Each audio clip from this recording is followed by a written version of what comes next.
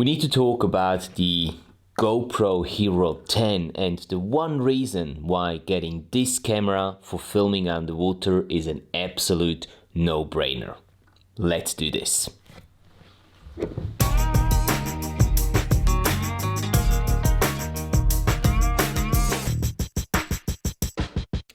Hey there underwater filmmakers, what's going on? It's great to see you back here at the Underwater Filmmaking School for today's video.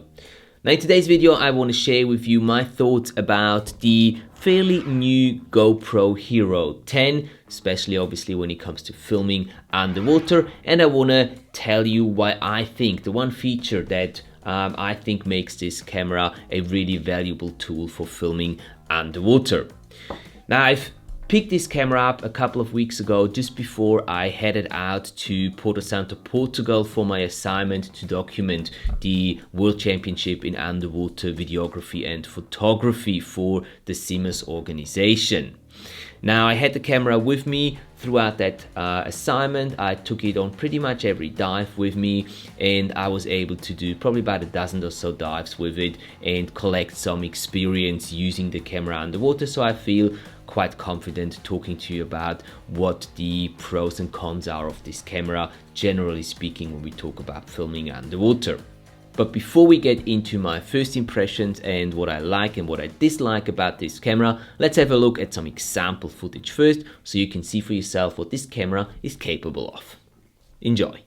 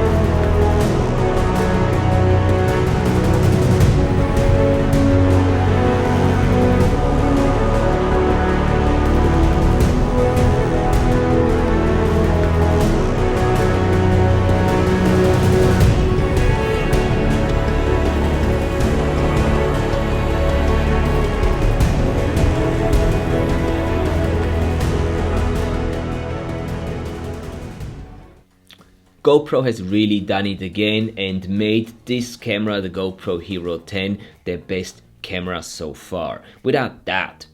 The specs that they've put into this camera, the features they've integrated, make this a fantastic tool, especially for filming underwater. Now, obviously, we have to talk about the second generation processor, the GP2 that's integrated into this camera, which makes it capable of recording 5.3K at up to 60 frames per second, which is fantastic, especially considering that this is such a tiny little piece of equipment. Also, they've improved their HyperSmooth, their stabilization software that they're using to make your footage look more stable inside the GoPro. That's been taken to the next level, which is very useful for filming underwater, because you know, if you've ever used a small camera like an action cam to film underwater, it's very difficult to keep them completely steady. So you will end up with a little bit of micro jitter and shakes in your footage. Having turned on the HyperSmooth 4.0, this eliminates most of that small shaking that you'll end up when using small cameras underwater. Another feature that I think is going to be very useful that they've integrated is their so-called hindsight, which basically is a feature. If you've got it turned on and you press record, it will sort of have pre-recorded the previous 30 seconds already, so you are less likely to miss out on a shot just because you're too late pressing the record button. I haven't really tested that feature out yet myself, but I can see this being very useful. I can also see this feature being very energy intensive, so I can imagine that it's gonna drain the battery much quicker than if you have that feature turned off. But this is something that I'll be testing out in the coming weeks a little more in detail, and I will let you know as soon as I've got a conclusion on whether or not this is a useful feature for filming underwater. Now, GoPro also claims that they've improved the low light capabilities of the GoPro Hero 10 compared to the previous models.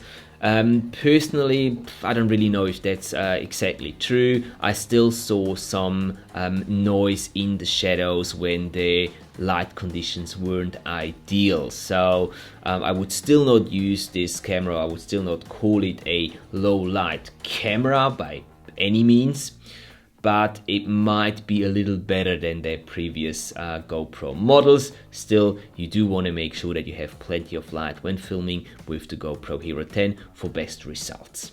And now let's get to the one feature that the GoPro Hero 10 has that I think makes this camera an incredible tool for filming underwater, and it's its capability to film in 4K at 120 frames per second.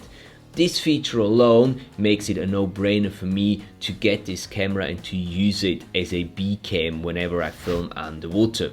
Another way I use it is I have it clipped onto my main rig, which is the GH5S in an Nauticam housing with a set of Kelden lights. Now on my GH5S, I normally record externally onto the Ninja V in ProRes RAW at 60 frames per second.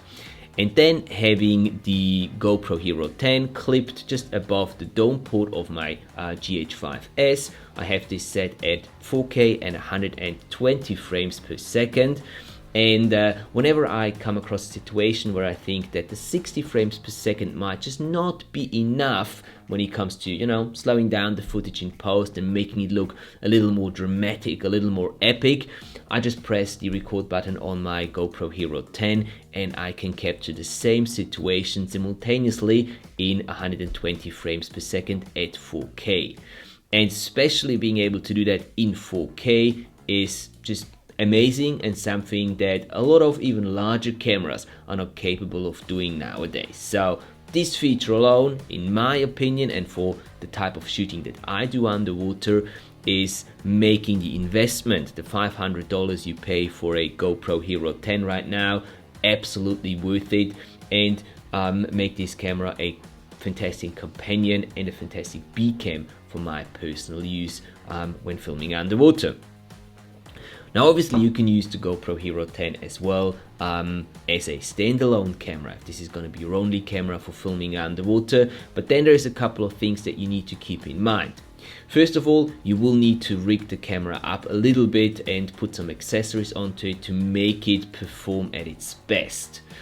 First and foremost, I would say get a set of red filters and use them whenever filming underwater, because it's just going to bring out the colors much nicer than the normal colors without the red filter on. If you also want to record macro with your GoPro Hero 10, there's definitely options out there how you can achieve that, but you'll need some macro lenses and diopters, close-up lenses to be able to actually do that. I've actually made a video about how you can record macro with your GoPro just recently. I'll link it down in the video description below, so you can go and check that out if filming macro with your GoPro is something that interests you. Lately there's been quite a few comments going around social media and YouTube of the GoPro Hero 10 having an overheating problem, and I have to admit that it did happen to me as well. It happened on one dive where I was using the GoPro Hero 10 quite excessively, and towards the end of the dive, after about 45-50 minutes of pretty much constant use, it shut itself down saying that it was overheating.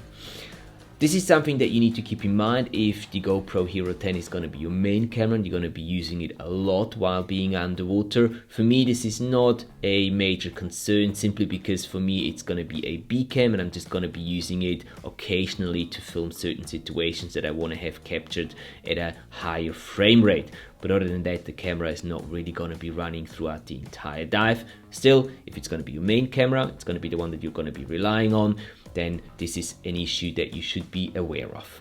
So let's sum up quickly my first experiences and impressions of the GoPro Hero 10. Personally, I think that this camera is a fantastic tool for filming underwater, whether you're using it as your primary camera or, like myself, as a B cam on a larger rig.